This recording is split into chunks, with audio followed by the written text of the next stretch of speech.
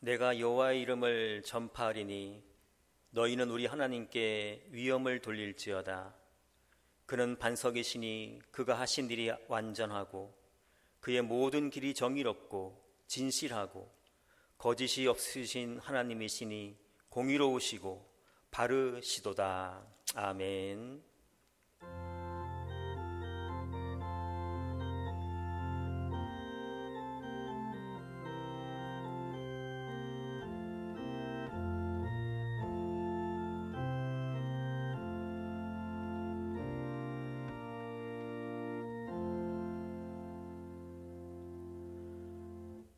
우주 만물을 창조하시고 하늘과 땅을 주관하시는 하나님, 이 시간 우리의 모든 마음을 다해 하나님께 영광을 올려드립니다. 예배하는 이 시간 세상과 나는 간 곳이 없게 하시고 오직 나를 위하여 십자가에 달려 피 흘리신 예수님만 보이는 시간이 되게 하여 주시옵소서. 예수님의 이름으로 기원하옵나이다. 아멘. 자리에서 일어나셔서 27장 1절 5절 찬양 드리겠습니다.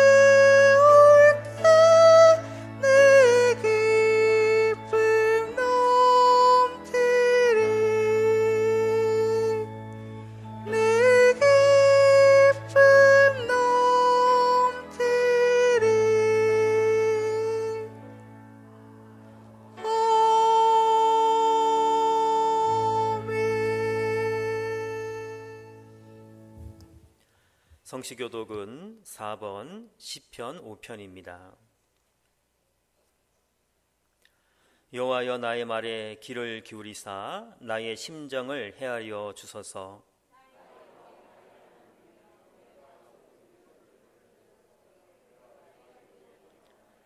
여호와여 아침에 주께서 나의 소리를 들으시리니 아침에 내가 주께 기도하고 바라리이다.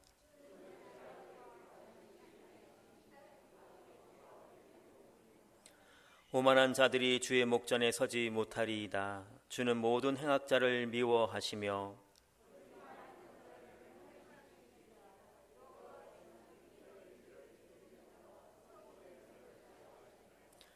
오직 나는 주의 풍성한 사랑을 힘입어 주의 집에 들어가 주를 경외함으로 성전을 향하여 예배하리이다.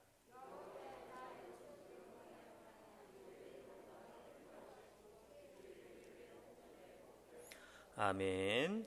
이 시간 다 같이 참회의 기도를 드리겠습니다. 참 마음으로 회개하는 자녀들을 용서하여 주시는 하나님, 그 옛날 이스라엘 백성들처럼 옷을 찢는 심정으로 이 시간 하나님 앞에서 죄된 저희의 마음을 찢습니다. 우리의 반복되는 죄로 인해 마음을 찢으며 회개하는 저희들을 긍휼히 여겨 주시옵소서. 저희는 교만했습니다. 정결하지 못했습니다. 거짓말했습니다. 속였습니다. 당을 지었습니다. 원망했습니다. 게을렀습니다. 사치했습니다. 판단했습니다. 정죄했습니다. 탐심이 가득했습니다. 기도하지 못했습니다. 이웃의 마음을 아프게 했습니다.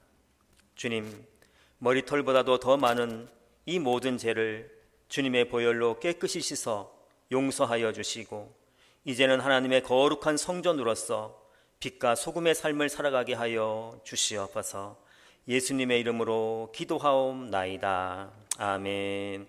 이 시간은 계속해서 오르간 반주에 맞추어서 지난 일주일간 지은 우리의 죄를 조용히 주님께 고백하도록 하겠습니다.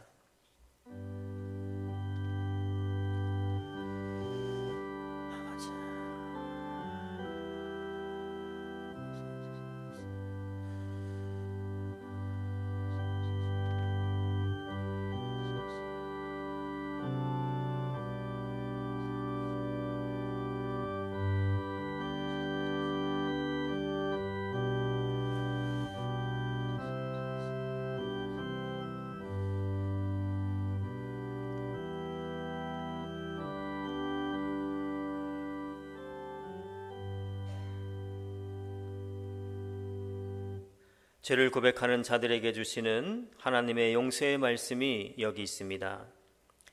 제사장은 여호와 앞에서 그를 위하여 속죄한즉 그는 무슨 허물이 있든지 사함을 받으리라. 아멘. 사도신경으로 우리의 믿음을 주님께 고백드리겠습니다.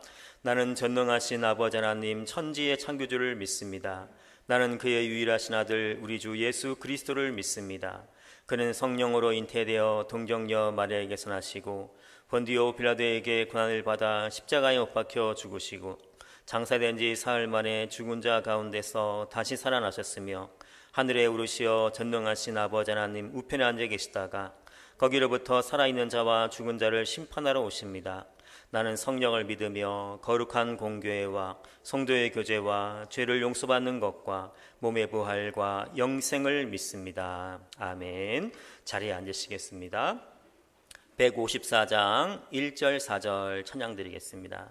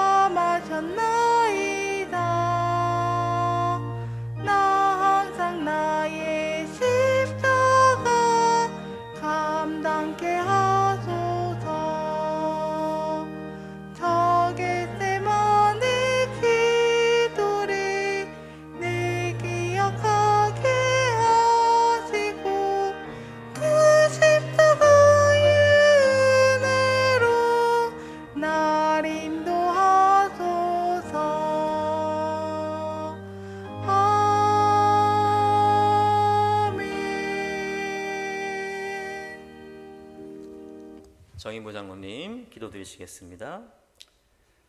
2021년 10월 3일 건천제일교회 일부 예배를 위해 유튜버 홈페이지 성전에 모인 성도를 대표하여 영원토록 찬양받기 합당하신 하나님 아버지께 기도드립니다. 들어주시옵소서. 10월을 허락하여 주시고 추석 명절을 무사히 잘 지내도록 은혜 주심을 감사드립니다. 오늘도 주 앞에 나와 주님을 경배해 드립니다.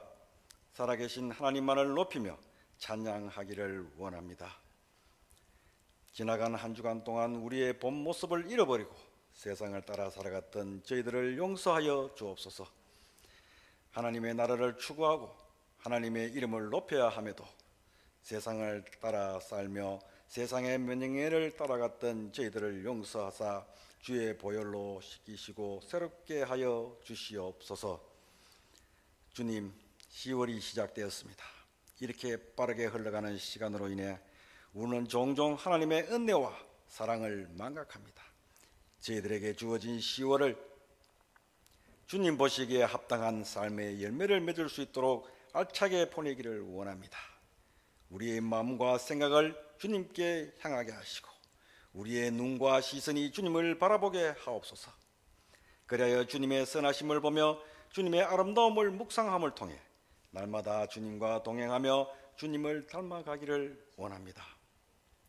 볼지어다 내가 문 밖에 서서 두드리노니 누구든지 내 음성을 듣고 문을 열면 내가 그에게로 들어가 그와 더불어 먹고 그는 나와 더불어 먹으리라.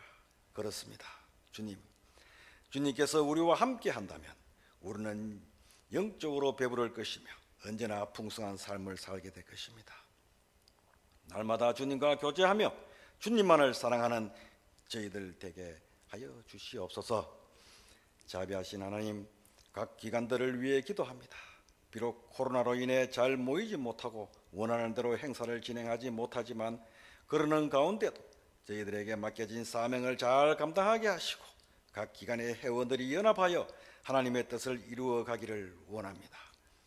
사회적 거리두기를 핑계로 소외와 무관심이 팽배한 것 아니라 더 사랑하고 더 연락하고 더 기도함을 통해 부흥케 하시는 하나님의 은혜가 충만하기를 원합니다.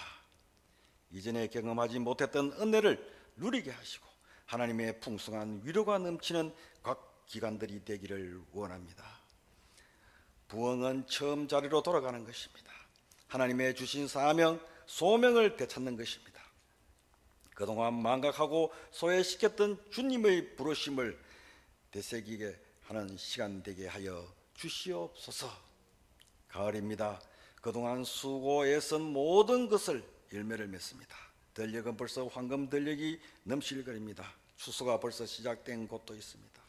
하나님은 계절의 변화를 통해 우리에게 말씀하십니다. 하나님, 변해가는 계절을 보며 다시 결단하는 시간이 되기를 원합니다. 10월을 맞이해 우리 교회가 더욱 뜨겁게 하나 되기를 원합니다. 코로나로 인해 만남이 줄어들고 소식이 뜸해져 가지만 이럴 때일수록 하나님의 은혜와 사랑이 넘쳐나게 하여 주시옵소서. 오늘 또 말씀 전하실 목사님께 성령의 능력을 다하사 생명의 말씀을 전하게 하옵소서. 저희들은 주님의 말씀을 귀로 듣고 가슴으로 받으며 삶으로 실천하게 하옵소서. 예수님 이름으로 기도드립니다. 아멘.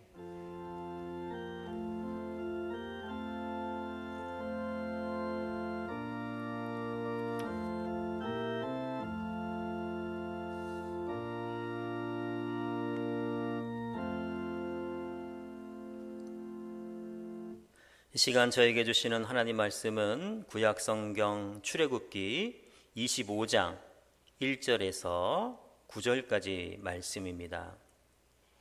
구약성경 119쪽쯤에 있습니다. 출애굽기 25장 1절에서 9절까지 말씀을 제가 봉독하도록 하겠습니다.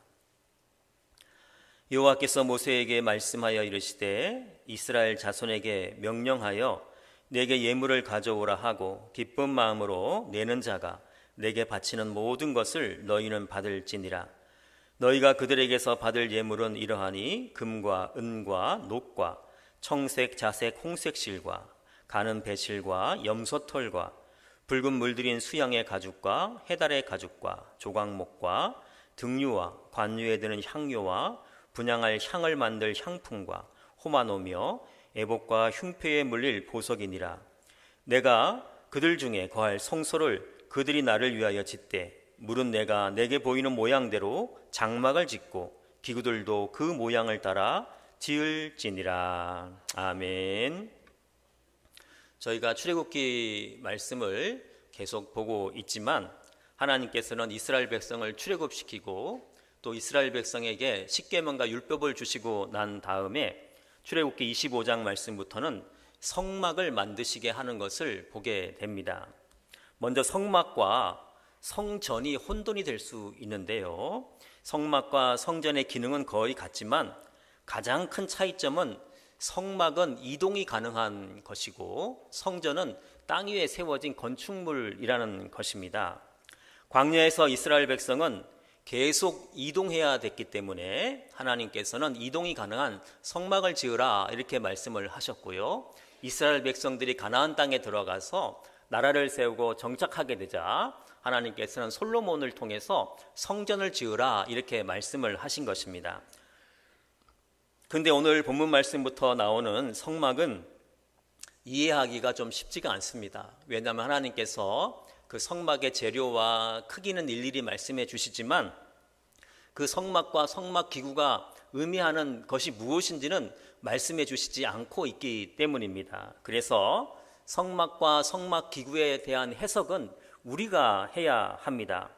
그러다 보니까 성막과 성막 기구에 대한 해석이 너무 많고 성막에 관한 책을 읽으면 머리가 아플 때도 종종 있는 것입니다. 물론 이런 해석들이 성막을 더 은혜롭게 이해하는 데는 도움이 되지만 너무 무리하게 해석을 하다 보면 하나님과 하나님의 뜻과는 좀 멀어지는 오류를 범할 수 있다라는 걱정이 되기도 하는 것이 사실입니다. 예전에 어느 부부가 지금부터 집안일을 이렇게 반반씩 나누어서 같이 하기로 결정을 했어요. 그리고 나서 어느 날 아내가 창문을 열어보니까 마당에 낙엽이 많이 떨어진 거예요. 그래서 남편한테 아내가 여보 우리 밖에 나가서 낙엽 같이 쓸어요. 그랬더니 남편이 하는 말이 당신이 다 쓸어 그러는 거예요. 그러니까 아내가 화가 났죠. 분명히 반반 나눠서 하기로 했는데. 그래서 집안일을 반반 나누어서 하기로 해놓고 왜 나보고 다 하라 그러냐 이렇게 따지니까 남편이 이렇게 얘기했다고 해요. 저 마당에 떨어진 낙엽은 당신이 치워야 될 반이고 내가 치워야 될 낙엽 반은 아직 나무에 붙어 있잖아. 이렇게 했다는 이야기가 있습니다. 물론 좋은 해석 같기도 하지만 좀 이상하죠. 왜 그러냐 하면은 남편이 자기 중심적으로 해석을 했기 때문에 그래요. 우리가 성경을 읽을 때에도 자의적으로 너무 해석을 하면 하나님의 뜻과는 다른 결과물을 얻을 수가 있습니다. 그래서 우리가 성막도 너무 무리하게 해석하려고 하지 마시고요. 성경을 벗어나지 않는 범위 내에서 이렇게 상식적으로 이렇게 이해하려고 하면 될 것입니다. 자, 그렇다면 하나님은 왜 성막을 이스라엘 백성들에게 만들라고 하신 것일까요?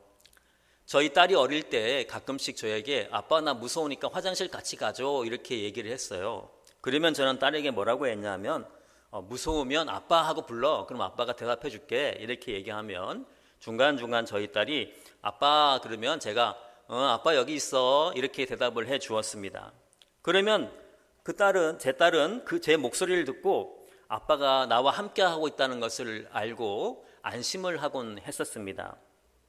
신앙생활에서도 하나님이 나와 함께 하고 계심을 확인하는 것이 굉장히 중요합니다. 우리가 여러분 왜 주일에 이렇게 교회에 와서 예배를 드립니까? 여러 가지 이유가 있겠지만 그 중에 중요한 이유가 하나님이 나와 함께 하고 계심을 확인하기 위해서 교회에 오는 것입니다. 우리가 예배 시간에 찬송을 부르고 설교를 듣고 또 대표 기도와 지금은 코로나 때문에 못하고 있지만 찬양대에 찬양을 드리면서 하나님이 나와 함께 하시고 있구나라는 것을 확인하고 안심하고 세상으로 나아가 우리가 교회에 와서 예배를 드리는 것입니다. 이스라엘 백성들도 하나님이 자신들과 함께함을 확인하는 것이 필요했습니다. 그래서 이스라엘 백성들이 하나님 우리와 함께 계시는 것이죠? 이렇게 찾으면 하나님이 성막을 통해서 그래 내가 여기 있잖아 이렇게 이스라엘 백성들에게 말씀하시는 것입니다. 그래서 하나님은 이스라엘 백성들과 함께 거하고 싶어서 또 이스라엘 백성들과 함께 하고 계시는 것을 그들로 하여금 확인시켜 주시기 위해서 성막을 만들게 하신 것입니다. 성막은 크게 이런 구조로 되어 있습니다. 성막 밖으로는 울타리가 쳐져 있고요. 그리고 성막들이 있고 가운데 또 성막이 있는데 성막은 성소와 지성소로 나누어집니다. 그리고 성막 울타리는 100규빗 곱하기 50규빗인데 우리나라가 사용하는 미터 단위로는 50m 곱하기 25m라 보면 좋을 것입니다. 성막의 문은 동쪽에 있는데 이곳으로 통해서 성막 안에 들어가면 먼저 번제단을 만나게 됩니다. 번제단에서 사람들은 하나님께 드릴 제물을 불을 태워서 하나님께 드리는 것입니다. 그리고 번제단을 지나면 물두멍이 나오게 되는데요. 물두멍은 성전 안에 들어가는 제사장들이 하나님을 만나기 전에 자신의 손을 깨끗이 씻기 위해서 물을 담아 놓는 것입니다. 이렇게 번제단에서 희생제물을 드리고 또 물두멍에서 손을 씻은 사람들은 성막문을 열고 성막 안으로 들어가게 되는데요. 성막 안에 들어가면 왼쪽에는 황금 등대가 있고 오른쪽에는 진설병 떡상이 있습니다. 그리고 정면에는 분향단이 있게 됩니다. 그리고 성막 안쪽에는 성막 중에 가장 거룩한 장소인 지성소가 있습니다. 이 지성소에는 대제사장이 1년에 한 번 들어갈 수 있었고요. 함부로 들어가면은 하나님이 그를 죽이게 됩니다. 우리 성막에 관한 영상을 한번 잠시 살펴보고 계속 말씀을 전할 수 있도록 하겠습니다. 저게 이제 이스라엘 남쪽 네. 사막에다가 만든 성막 모형이에요. 근데 저 사막에다가 1대1로 만든 거예요. 1대1 축소해서 만든 게 아니고. 세상에. 모양 그대로, 그 크기 그대로. 그래서 이스라엘 백성들이 실제로 광야에서 친 성막 모양의 그 분위기를 다 알 수 있어요. 뭐 실내에다 만든 것도 아니고. 그 옆에 이제 시띠나무도 보이고 있고. 네. 저 이제 안에서 이렇게 보면은 저런 뭐 뒤에 이게 천 막힌 게 있죠? 네네네. 저기가 이제 그 성소와 지성소. 지금 저 보이는 것은 바깥에 이 제단 뿔, 번제단 뿔. 일단은 보세요. 번제단 뿔이에요. 세상에. 그 제머리. 그리고 성소 아까 성소 안에 들어가면 네네. 저 앞에가 지금 이제 저 성소인데 성소에 있는 오른쪽에 떡상이에요. 진설병상. 6개씩 두 줄로 돼 있어요. 6개. 6개씩 두 줄로 돼 있고 아주 마시는 물 담는 것도 있고요. 그대로. 네, 저게 이제 6개씩이고 그다음에 왼쪽에는 등대예요. 등대. 네. 7가지 가지. 일곱 가지 가지가 아몬드 나무예요. 살구나 한국 성경에는 살구나무랬는데 아몬드 나무 모습으로 그 모습으로 이렇게 조각을 해놨어요. 저기다 이제 불을 밝히는 거죠. 어려우니. 그러면 저거는 이제 분향단. 성소에 들어가면 딱 정면에 있어요. 분향단. 향을 피우는 거. 향을 피우는 거. 그리고 저기에도 역시 뿔이 내 모퉁이에 뿔이 지금 있고 부삽도 있죠. 향이니까 숯이나 재. 네. 그다음에 이제 그 안에다가 이제 대제사장의 모습. 의상을 저렇게 네, 입으시면서. 의상을 했어요. 대제사장의 모습인데 저 가슴에는 12보석. 12지파를 상징하는 12보석. 흉패에다가 이렇게 매달리는 모습을 보고 있어요. 예. 저기가 이제 어깨 대제사장만 들어갈 수 있는 데 아니었나요, 저기? 예, 지성소는. 지성소는 1년에 딱 한 번 그것도. 예. 지성소만 들어갈 수 있는 거고요. 그다음에 이제 머리에는 두건을 썼어요. 그러니까 거룩한 하나님 앞에 하는 의식. 그다음에 저기서 지성소에서 이제 저기 지성소로 들어가는 거예요. 성소에서 지성소로. 예, 저건 아무나 들어가면 죽어요. 그럼 목사님 지금 들어가시는 거 아니세요? 그래서 들어가면 죽죠. 의상을 입으셔야죠. 이제 죽는데 예. 안 죽도록 예수님께서 십자가에 돌아가신 거예요. 그래서 지금 저기에 그 가운데 보면 그 성소와 지성소 지금 저 커튼을 열고 들어가잖아요. 저 커튼이 예수님의 육신이에요. 세상에. 예수님의 육신을 십자가에 돌아가심으로 말하면 저 커튼을 찢어버렸어요. 그렇지. 그러니까 우리도 들어가도 되는 거예요. 아무도 안 죽는 거예요. 성소는 저희 육체이라 그랬거든요. 네. 그래서 들어가도 나는 여기 앉은 성소에 지금. 예수님 때문에 예수님의 죽으심으로 저 커튼을 찢어버린 거야. 휘장이라고 그래요. 자, 이제 지성소로 이제 들어갑니다. 네네. 안 죽었어요.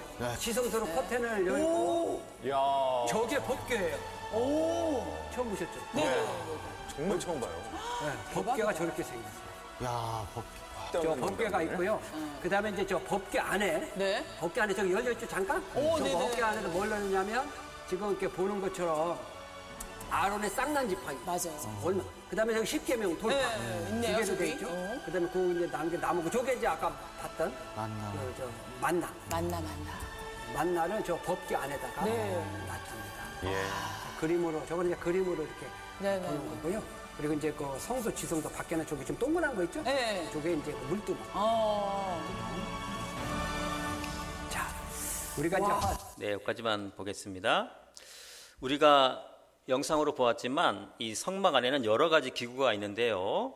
그중에 오늘 본문이 있는 출애굽기 25장은 세 가지 기구를 말씀해 주고 있습니다. 첫 번째는 진설병을 두는 상과 등잔대, 그리고 증거궤에 대해서 말씀을 해주고 있습니다. 오늘 설교 시간에는 이 세 가지를 한번 살펴보고자 합니다.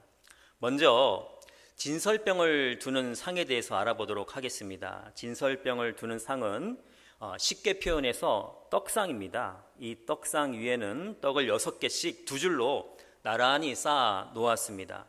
이 떡은 예수님을 의미하는데요. 예수님은 이 땅에 오셔서 자신을 나는 생명의 떡이다 이렇게 말씀하셨기 때문입니다. 우리는 생명의 떡이신 예수님을 먹어야지 영원히 살 수가 있게 되는 것입니다.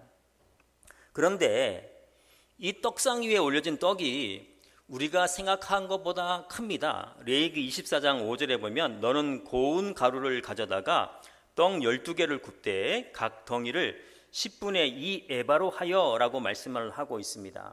1 에바는 보통 이렇게 큰 바구니로 이렇게 곡식을 가득 담는 것을 1 에바라고 해요. 그래서 한 22kg 정도 되는 무게입니다. 그런데 10분의 2 에바로 이렇게 만들려고 하시는 것을 봐서는 떡 하나를 한 4리터 좀 넘게 4kg 정도 되는 곡식으로 떡을 만들라는 거예요. 여러분, 떡을 한 개를 4kg로 이렇게 만든다는 것은 굉장히 큰 떡을 말하는 것이에요. 그리고 그런 떡을 12개를 만들어서 쌓아 놓으라고 말씀을 하시고 있는데요. 근데 문제 아닌 문제는 이 떡을 버려서는 안 되고요. 제사장들이 성소 안에서 모두 먹어야 했어요. 남겨서도 안 되고 또 성막 밖으로 가지고 나가서도 안 되는 것입니다. 제사장들은 배가 아무리 불러도 이 큰 떡을 모두 다 같이 먹어야 했습니다. 왜 이렇게 같이 큰 떡을 만들어 놓고 하나님은 다 먹으라고 하셨을까요? 예수님을 상징하는 떡을 힘들어도 모두 함께 먹게 하신 이유는 합력하여 주님의 일을 감당하라는 뜻이 아닌가 하는 생각이 듭니다. 예전에 우리는 온 식구들이 둘러 앉아서 밥을 비벼서 같이 많이 먹었어요. 큰 양푼이 그릇에다가 밥을 넣고 나물을 넣고 고추장을 넣고 마지막에 뭐 넣죠? 그렇죠. 참기름을 넣고 슥슥슥슥 비벼서 둘러 앉아서 같이 먹었어요. 양이 좀 모자르면 그냥 아쉬운 마음으로 그냥 끝내면 되는데 문제는 배부르게 먹었는데도 불구하고 양이 남으면 참 곤란하죠. 그때 여러분 어떻게 해야지 그 남은 걸 다 먹을 수 있을까요? 어머니나 아버지가 이렇게 말합니다. 야, 우리 한 숟가락씩만 더 먹자. 야, 우리 2숟가락씩만 더 먹자. 그러면 배가 부르지만 숟가락을 들고 각자가 할당된 양을 한 숟가락, 2숟가락 먹으면 남은 것을 다 먹게 되는 경험을 해 보셨을 것입니다. 우리는 교회에서 내가 좋아하는 일만 할 수가 없다. 내가 하기 싫어도 해야 할 일이 있습니다. 그때 우리는 어떻게 해야 될까요? 힘들고 어렵지만 다 같이 숟가락을 들고 덤벼들어서 함께하면 우리는 그 일을 감당할 수 있게 되는 것입니다. 생명의 떡이신 예수님의 일은 힘들어도 함께하면 우리가 할 수 있게 되는 것이죠. 하나님은 이 원리를 깨닫게 하시려고 성막에다가 큰 떡을 만들어 놓으시고 그 떡을 남기지 말고 다 함께 먹으라고 하신 것은 아닌가 하는 생각이 들었습니다. 출애굽기 25장에 보면 하나님은 또 이스라엘 백성들에게 등잔대를 만들어라 이렇게 말씀하고 있습니다. 성막에는 이상한 것이 하나 있는데 그것이 뭐냐면 창문이 없습니다. 그래서 성막 안은 빛이 들어올 수 없기 때문에 깜깜했습니다.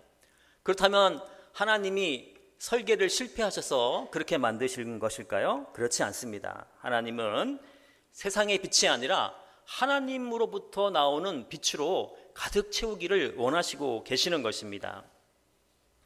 등잔대에서 나오는 빛은 예수님의 빛으로 예수님으로 이렇게 해석이 되고 있습니다. 요한복음 12장 46절에 보면 예수님은 나는 빛으로 세상에 왔나니 물은 나를 믿는 자로 어둠에 거하지 않게 하려 함이로다 이렇게 말씀을 하고 계십니다.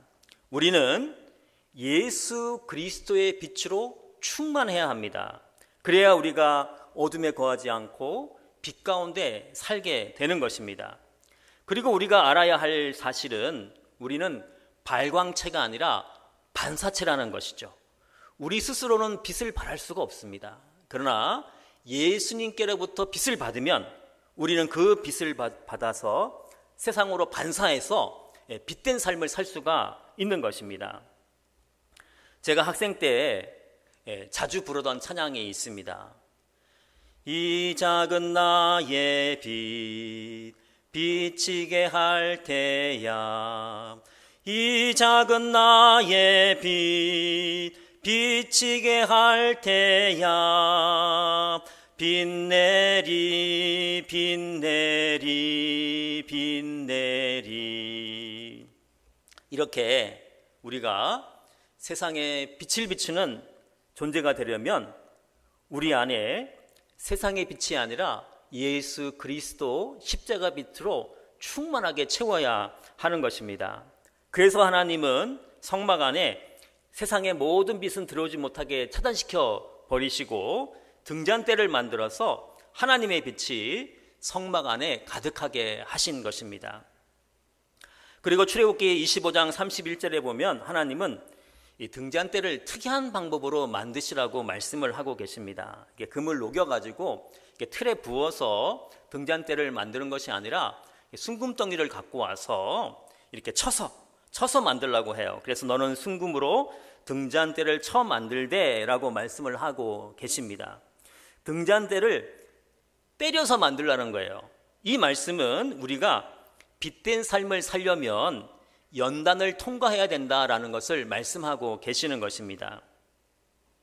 한 자매가 결혼을 했는데요. 처음에는 행복했는데 문제가 시간이 지나면서 예수님을 믿지 않은 남편과 시댁이 교회 다닌다고 박해를 하기 시작하는 거예요. 나중에는 남편이 술 먹고 와서 때리고 시어머니가 얼마나 구박을 하는지 도저히 살 수가 없었어요. 그래서 목사님을 찾아와서 목사님 이제 저 떠나겠습니다. 친정으로는 못 가겠고 서울로 가려고 합니다. 이렇게 얘기를 했어요. 서울 가서 뭐 하게요? 네, 낮에는 일하고 밤에는 신학교 다니면서 전도사가 되려고 합니다. 그러자 목사님은 집에서도 믿음으로 이기지 못하는 분이 어떻게 전도사가 된다는 말씀입니까? 집에서 소금처럼 녹아지십시오. 완전히 녹아진 뒤에 집 안에 그리스도의 맛을 내고 난 다음에 나를 찾아오면 장학금을 제가 드려서 공부를 할 수 있도록 해드리겠습니다. 이렇게 말씀을 했다고 합니다. 그 말을 듣고 그 여성도는 기도하면서 자기를 온전히 내려놓았다고 합니다. 그래서 남편이 때리면 맞고 시어머니가 구박하면 죄송합니다 하면서 죽었다 하고 지내기 시작했습니다. 그렇게 1년을 사니까 시어머니가 교회에 나오기 시작했고 나중에는 시아버지와 남편도 교회에 출석하기 시작을 했다고 합니다. 하나님은 등잔대를 쳐서 만들라고 말씀하고 있습니다. 쳐서 만들라는 말은 망치로 두들겨서 만들라는 것입니다. 이렇게 우리가 연단을 받고 그 연단을 이겨내면 우리는 등잔대와 같이 예수님의 빛을 발하는 존재가 될 수 있게 되는 것입니다.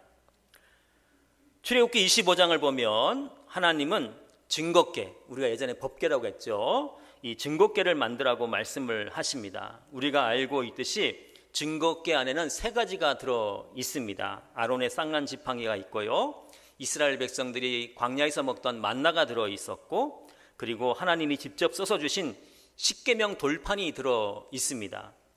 이 중에서 가장 중요한 것을 뽑으라면 당연히 십계명 돌판입니다.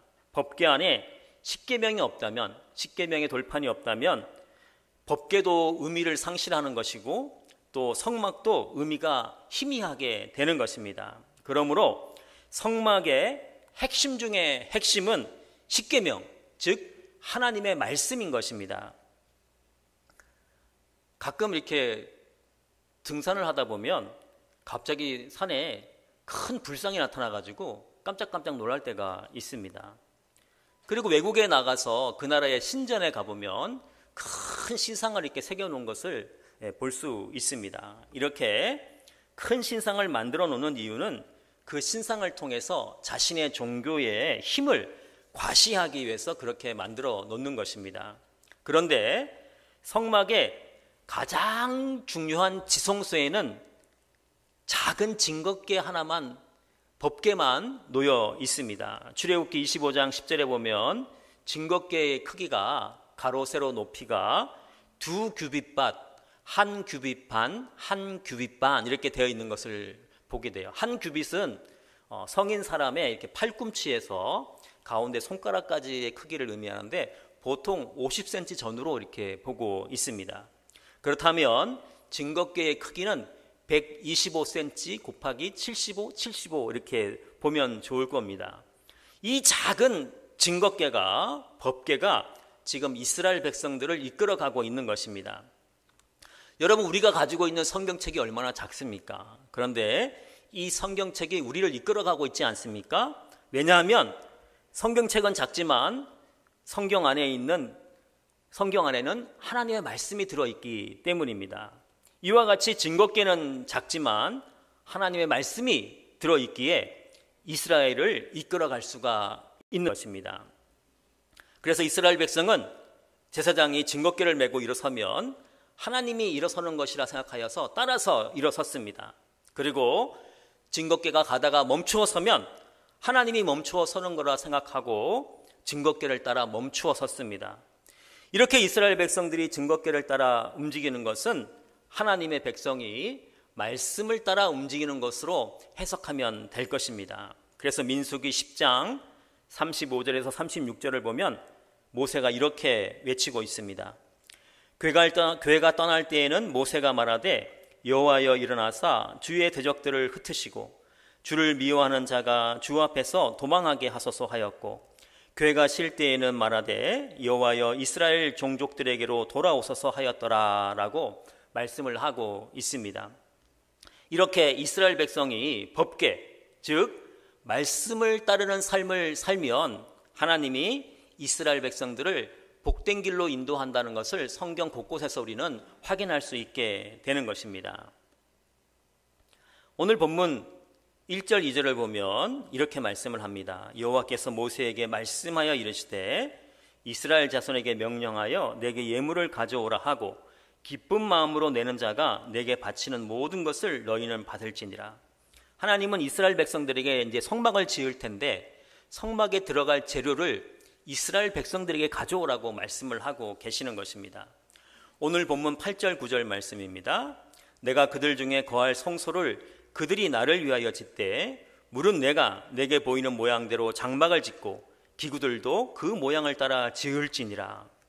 저는 이 말씀을 이렇게 읽으면서 새롭게 다가오는 게 있었어요. 그것은 하나님이 성막을 직접 만들어서 이스라엘 백성들에게 주신 것이 아니라요, 짓는 방법만 알려주시고 성막은 이스라엘 백성 스스로 만들게 하셨어요.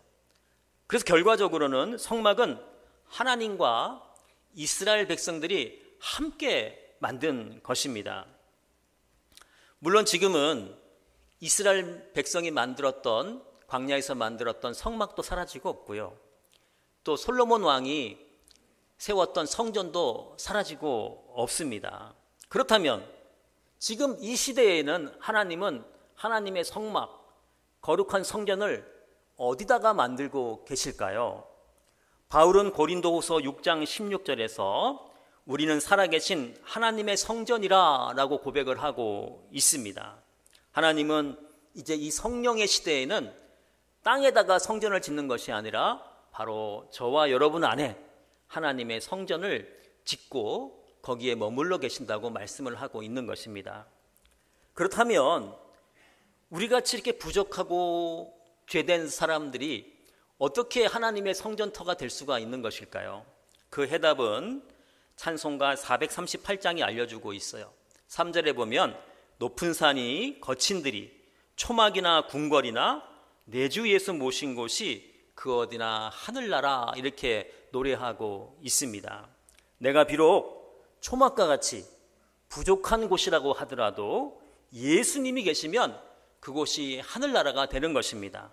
다시 말해 예수님이 우리 안에 거하시면 우리는 하나님의 거룩한 성전이 세워지는 거룩한 땅으로 바뀌게 되는 것입니다. 그렇다면 하나님은 우리 안에 어떻게 성전을 지어 가실까요? 하나님은 이스라엘 백성들에게 다시 말씀드리지만 성막을 지어서 주시는 것이 아니라 이스라엘 백성들이 하나님의 말씀에 순종해서 성막을 직접 만들게 하셨던 것과 같이 지금 우리에게도 하나님의 말씀에 순종해서 우리로 하여금 성전을 만들어 가라고 하시지 않을까 하는 생각이 설교를 준비하면서 들었습니다.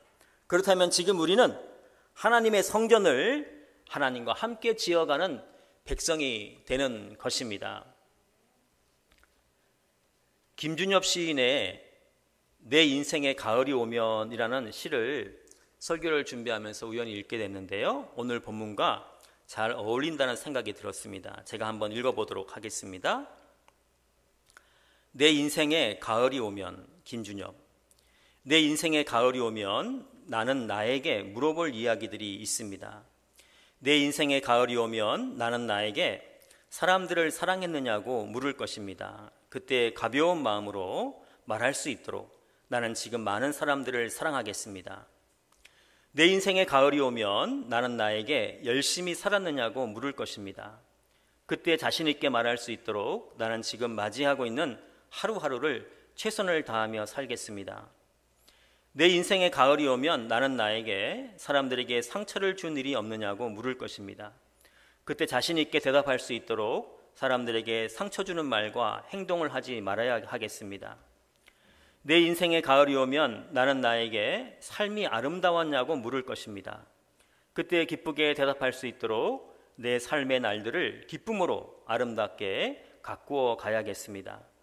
내 인생의 가을이 오면 나는 나에게 어떤 열매를 얼마만큼 맺었느냐고 물을 것입니다. 그때 자랑스럽게 말할 수 있도록 내 마음밭에 좋은 생각의 씨를 뿌려 놓아 좋은 말과 좋은 행동의 열매를 부지런히 키워야 하겠습니다.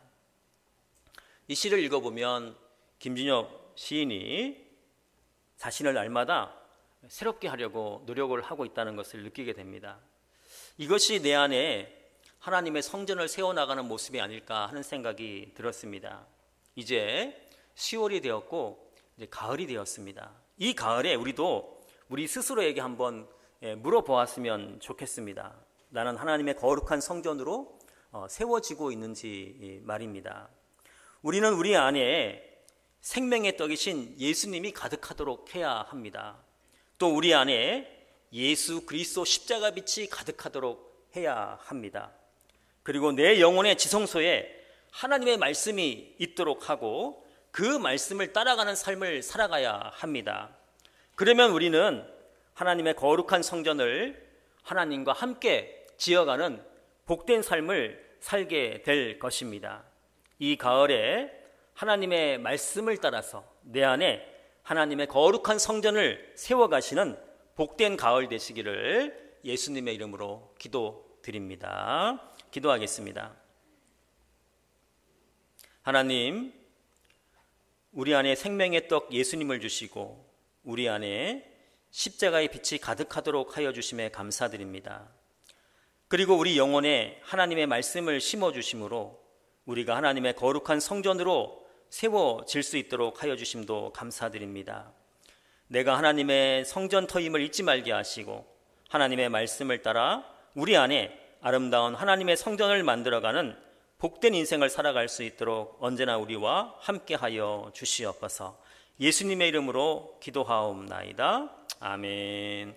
찬송가 438장 우리 1절 마지막 절 찬양 드리도록 하겠습니다.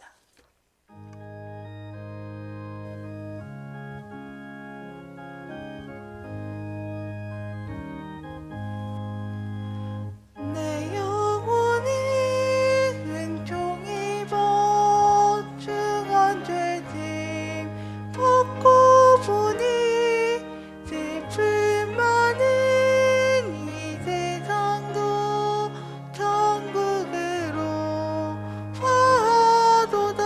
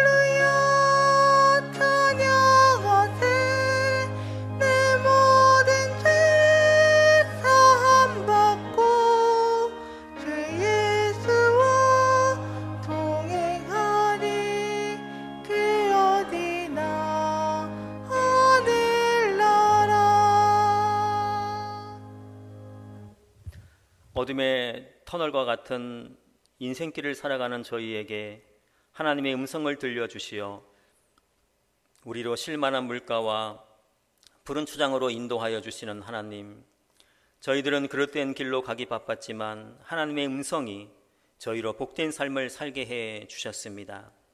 그 은혜 갚을 길이 없어 우리의 모든 것을 드리는 마음으로 정성을 다하여 하나님의 손에 예물을 올려드리오니 저희가 드리는 예물을 기뻐 받아 주시옵소서.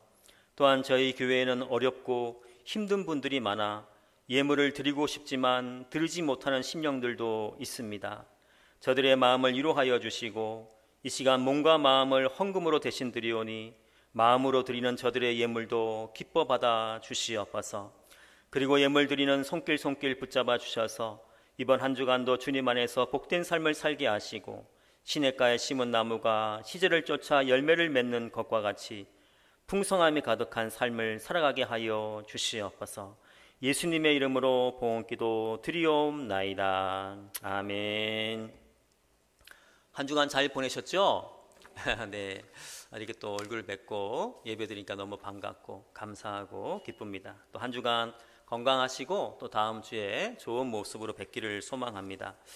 제가 메모를 해놓았는데 제가 광고를 못 냈습니다. 이번 주일부터 수요기도회가 저녁 7시에 이렇게 드려지게 됩니다. 7시 반까지 오시지 마시고 조금 빨리 7시까지 오시면 되겠습니다. 또 성경 읽기 열심히 해주시고요. 이번 주에는 스가랴 10장까지 읽으시면 되겠습니다. 한 주간 건강하시고 또 다음 주에 활짝 웃는 좋은 모습으로 하나님의 전에서 뵙기를 소망합니다.